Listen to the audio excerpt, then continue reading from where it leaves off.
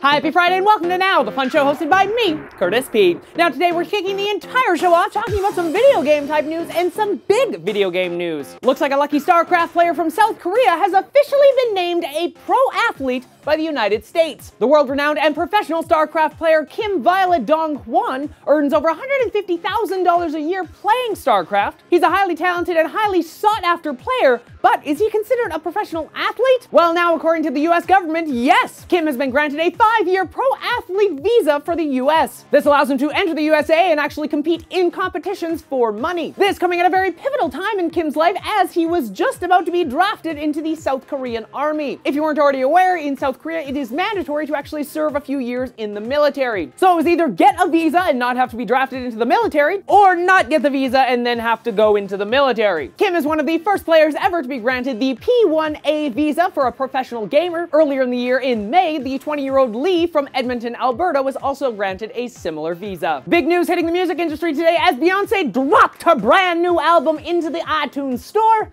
without really any notice. Yes, last night Beyonce's brand new album appeared in iTunes with absolutely no notice. The brand new album includes many songs, but each song is accompanied with its very own video. Beyonce saying she wanted to create a unique experience for the listener, and hopefully using video allowed the listener to see what Beyonce sees when she hears the song. An interesting fact about the brand new album is that you can't buy any single. You have to buy the entire album. That means if you want to listen to Beyonce's new album, it will cost you $15.99.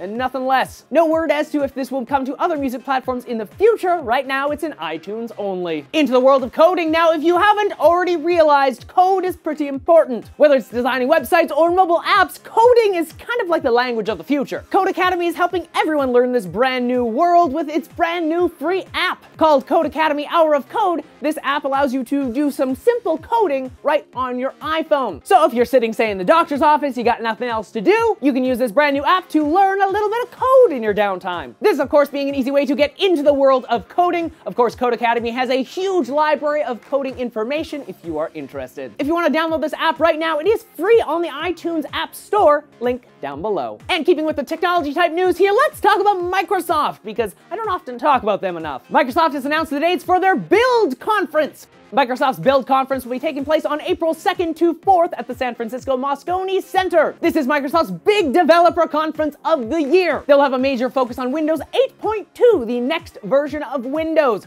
codenamed Threshold. Many rumors at this time pointing to the fact that they will bring back the Start menu, which would be a pretty big thing for Microsoft to do. Of course, with Windows 8, they moved the Start menu to this brand new tile and touch-based interface, so bringing back the Start menu may be a sign that, hey, we went a little too far with the whole touch thing. Beyond that, of course, more focus on Windows Phone and possibly talks about how to port apps from Windows into the Xbox One since they are so similar. Last in the world news today, let's talk about weather in the Middle East. It appears that the Middle East is experiencing a freak snowfall, at least the worst in over 100 years. And it's been 50 years since the last recorded snowfall. It will be a white Christmas after all, or at least for a short period of time. The bad thing about all of this in the Middle East, people aren't really prepared for snow. This resulted in Jerusalem being forced into lockdown after more than 50 centimeters of snow fell in the area. People had to abandon their cars and seek emergency shelter. At this time, people are being treated for cold-related health issues, but good news just around the corner, the weather is expected to warm up in the Middle East over the weekend, so all of that pesky snow will just melt away. So jumping back to the main topic of today, how do you feel about professional gamers being called pro athletes? Do you think that's the proper way to express it, or should they have their own sort of title? You can let me know in the comment section down below. You can also let me know your answer on my Facebook page, Twitter account, or through Google+.